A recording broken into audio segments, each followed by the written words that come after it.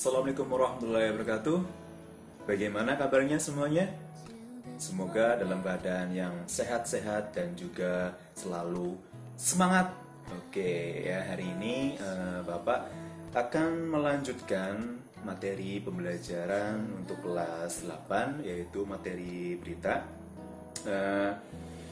Karena berita itu sangat banyak materinya ya, cuman 2 KD ya. Ya lumayan, untuk berita itu lumayan sendiri dalam materinya. Nah, untuk kali ini ya, pagi hari ini yang sangat cerah mungkin di rumah. Iya, untuk yang masih pembelajaran di rumah ya tetap semangat ya, walaupun banyak terkendala ya. Untuk kemarin, mungkin minggu kemarin banyak yang nggak ada kuota, banyak yang nggak absen, banyak yang tidak bisa mengerjakan tugas-tugasnya gitu. Tetap semangat ya. Untuk tugas-tugas dari Bapak Ibu guru silakan dikerjakan ya, kemudian dikumpulkan, masukkan ke tugas classroom ya, jangan lupa karena nanti akan dinilai ketika akhir pembelajarannya. Oke. Nah, untuk hari ini ya, Pak Arifin mau menjelaskan tentang berita ya. Untuk mungkin pertemuan yang kemarin itu sudah menjelaskan mengenai unsur-unsur berita ya. Untuk kali ini kita akan belajar apa kira-kira ya. Oke, hari ini masih sama ya, kita menggunakan buku Bahasa Indonesia revisi 2017 ya, buku yang udah jadul. Bukan jadul sebenarnya, ini buku yang masih menggunakan kurikulum 2013 itu, walaupun masih udah lama ya, tapi buku ini masih digunakan dalam pembelajaran tahun ajaran 2020-2021. Oke, untuk yang kemarin kita sudah belajar mengenai unsur-unsur berita ya. Kemudian hari ini kita akan melanjutkan materi selanjutnya, yaitu menemukan struktur dan juga kaidah berita ya. Jadi sebelum masuk ke materi, mungkin kalian pernah mendengar nama atau mungkin kata struktur dan juga kaidah berita ya. Jadi kalau kemarin itu sudah membahas mengenai unsur-unsur berita, kali ini kita akan membahas mengenai struktur dan kaidah berita. Oke ya. Dalam struktur berita itu nanti ada tiga tahapan ya, atau mungkin 3 aspek ya. Yang pertama itu ada kepala berita ya, ada kepala berita, kemudian ada tubuh berita ya, kemudian ada ekor berita ya. Jadi jangan gambar itu berarti kayak hewan ya Pak, ada ekornya ya, bukan ya. Jadi dalam struktur berita ya, itu ada informasi pokok ya. Kan tadi udah ada kepala berita nih. Kepala berita itu isinya itu unsur-unsur berita. Jadi kalau yang kemarin kalian sudah belajar mengenai unsur-unsur berita ya, yang 5W 1H itu ya, itu masuk ke dalam apa? Kepala ya, masuk ke dalam kepala berita ya. Kemudian ada tubuh berita ya. Jadi selain mempunyai kepala, berita juga mempunyai tubuhnya gitu. Tubuhnya itu informasi-informasi yang mencakup dari kepala berita. Itu istilah informasi-informasi pendukung gitu. Nah, kemudian ada yang namanya ekor ya. Kemudian setelah ada kepala berita yang memuat mengenai unsur-unsur berita, kemudian ada tubuh berita yang memuat informasi-informasi pendukung ya. Kemudian ada ekor berita.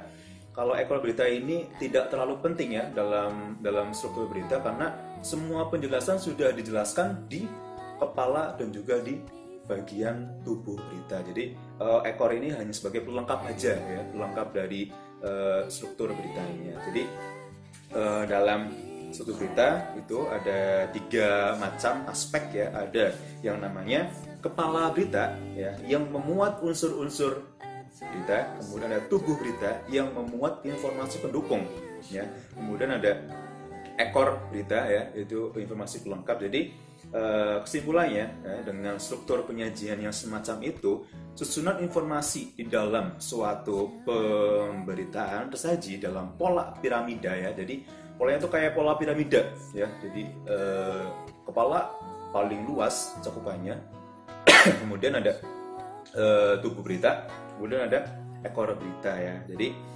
bagian awal merupakan bagian pokok dan semakin ke bawah ya, semakin ke bawah itu dari kepala sampai ke ekor berita itu merupakan perincian-perincian yang sifatnya cenderung tidak penting ya. Jadi yang paling penting itu adalah kepala beritanya yang memuat dari unsur-unsur berita itu. Kemudian setelah melaksanakan ya, setelah tadi sudah jelaskan mengenai suku berita, kita lanjut ke kaidah kebahasaan ya.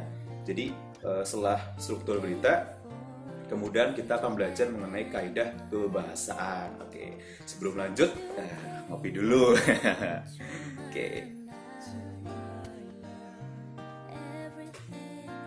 Nah ini kopinya cappuccino ya, kesukaan saya gitu. Oke, dalam kaidah kebahasaan, di sini kita ada poin 1, 2, 3, 4, 5, 6 ya, ada 6 poin ya, atau 6 aspek dalam kaidah yang dimaksud dalam berita itu. Yang pertama ya, di sini itu ada penggunaan bahasa bersifat standar ya, baku ya. Jadi bahasa yang digunakan dalam berita itu biasanya bahasa yang standar ya. Jadi semua orang tuh tahu gitu menggunakan bahasa yang populer ya. Nggak mungkin kalau misalkan dalam berita itu beritanya nasional tapi kita menggunakan bahasa Jawa ya. Nggak mungkin nanti orang yang dari luar Jawa kayak Sumatera, Kalimantan mungkin nggak tahu gitu beritanya itu tentang apa gitu beritanya gitu. Jadi diusahakan di dalam berita itu ya menggunakan bahasa yang baku ya, bahasa yang populer, bahasa yang standar, bahasa yang semua orang tuh tahu gitu, yaitu bahasa Indonesia yang baku dalamnya gitu. Jadi nggak boleh menggunakan bahasa-bahasa daerah, mungkin bahasa-bahasa slang, bahasa-bahasa alay gitu kan. Kemudian ada yang kedua ya, yang kedua itu ada penggunaan kalimat langsung sebagai variasi dari kalimat tidak langsungnya. Jadi di dalam berita itu biasanya itu ada kalimat langsung. Ada yang tahu mengenai kalimat langsung? Ada? Nah, kalimat langsung biasanya itu berupa percakapan ya. Jadi kalau contoh di sini itu masyarakat wisatawan dan pendaki tidak diperbolehkan mendaki dan beraktivitas dalam radius 2 km dari kawah Gunung Slamet paparnya. Nah, itulah yang dinamakan kalimat langsung. Jadi kalimat langsung ya itu ada tanda petik 2.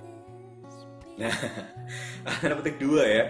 Terus itu biasanya disampaikan oleh seseorang untuk menguatkan bahwa berita ini adalah fakta ya. Jadi ada biasanya kalau di dalam berita itu ada kalimat dari seseorang yang menjelaskan berita itu merupakan berita yang faktual gitu.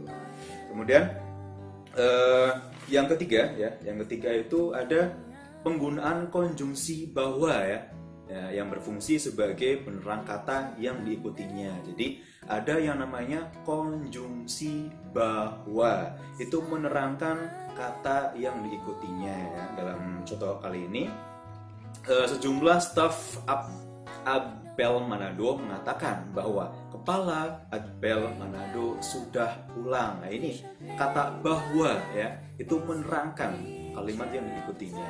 Kemudian data di BNPN menyebutkan bahwa lebih dari 10.000 hektar hutan di lahan di Riau. Jadi kata bahwa itu menerangkan kalimat selanjutnya gitu. Kemudian yang keempat ada penggunaan kata kerja mental ya, atau kata kerja yang berkaitan dengan kegiatan dari hasil pemikiran ya. Jadi yang keempat itu ada kata kerja mental ya, bukan mental ya.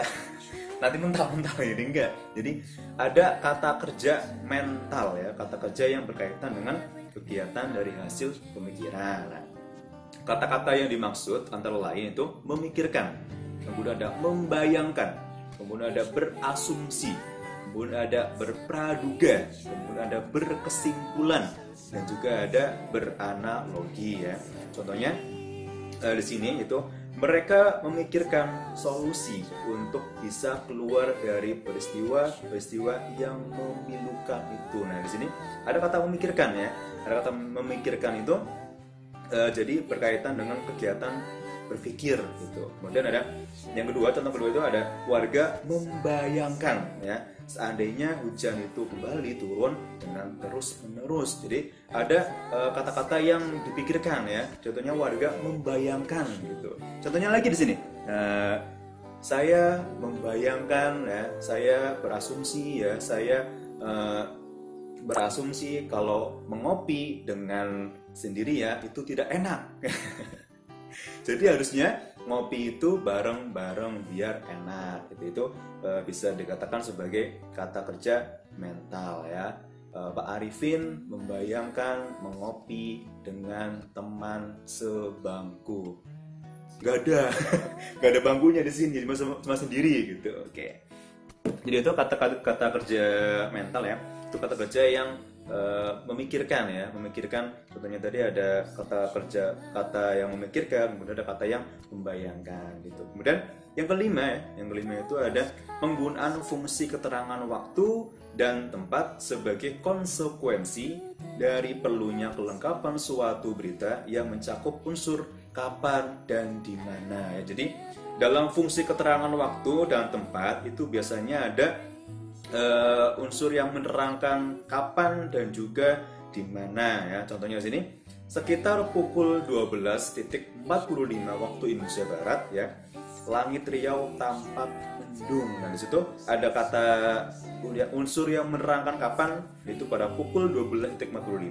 Kemudian di mana ya, itu di Riau gitu. Nah sama seperti pagi hari ini ya, pagi hari ini mungkin pukul 7.30 ya, Pak Arifin menerangkan tentang materi berita di sekolah ya. Jadi ada kata kapannya itu pagi hari, kemudian ada di mananya itu di sekolah. Jadi itu penggunaan fungsi keterangan waktu dan tempat sebagai konsekuensi dari perlunya kelengkapan suatu berita gitu. Kemudian contoh yang kedua itu ada gempa dengan kekuatan 5,4 skala Richter menerjang Maluku pagi ini gitu. Itu ada ada kata kapannya, itu pada pagi ini. Kemudian ada kata di mana, yaitu ada di Maluku gitu.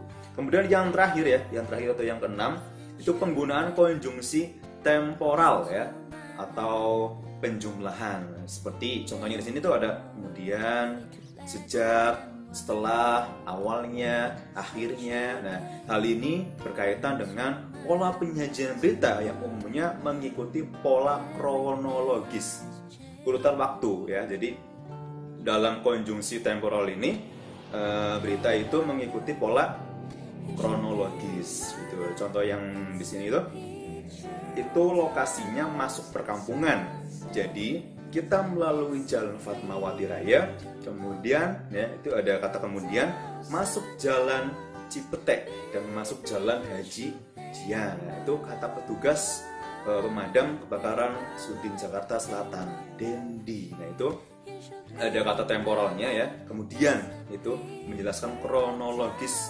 waktunya itu.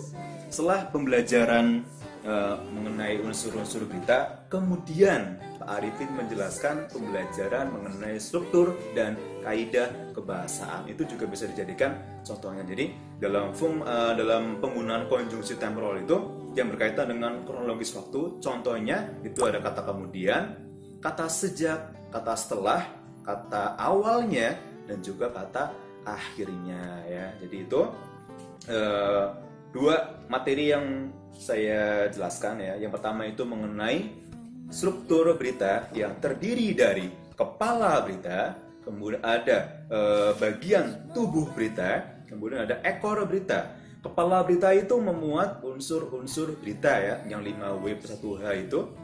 Kemudian tubuh berita yang memuat informasi-informasi pendukung dari atasnya. Kemudian ada ekor berita yang memuat informasi-informasi pelengkap dalam beritanya. Kemudian yang kedua itu ada kaidah kebahasaan ya, kaidah kebahasaan dalam berita yang memuat penggunaan bahasa yang bersifat standar, bahasanya baku, bahasanya umum, bahasa yang sering digunakan itu bahasa Indonesia.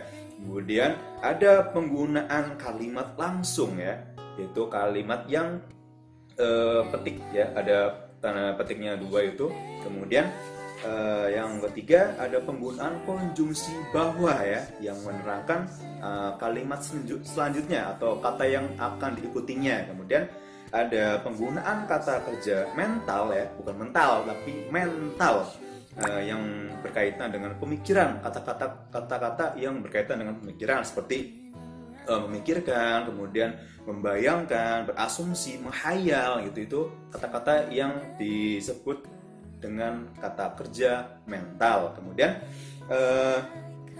yang kelima ada kata kerja fungsi keterangan waktu dan juga tempat ya, yang konsekuensinya itu berkaitan dengan unsur kapan dan di mana. Kemudian yang terakhir atau yang keenam itu penggunaan konjungsi temporal ya. Itu contohnya ada kata kemudian, sejak, setelah, awalnya dan akhirnya. Itu yang menjelaskan sesuai dengan kronologis waktu ya, yang berkaitan dengan waktunya. Oke, itu saja yang dapat saya sampaikan. Mungkin kita akan ketemu lagi di materi selanjutnya ya, materi selanjutnya. Untuk hari ini cukup sekian dari saya menjelaskan tentang struktur, kemudian ada kaidah-kaidah kebahasaan ya. Sekian dari saya, kurang lebih saya mohon maaf. Tetap semangat ya, jaga kesehatan selalu dan juga tetap belajar di rumah. Manfaatkan waktu di rumah, kemudian kuotanya ya, jangan buat main game, kemudian jangan main TikTok, kemudian tetap selalu belajar. Tetap semangat. Sekian, assalamualaikum warahmatullahi wabarakatuh.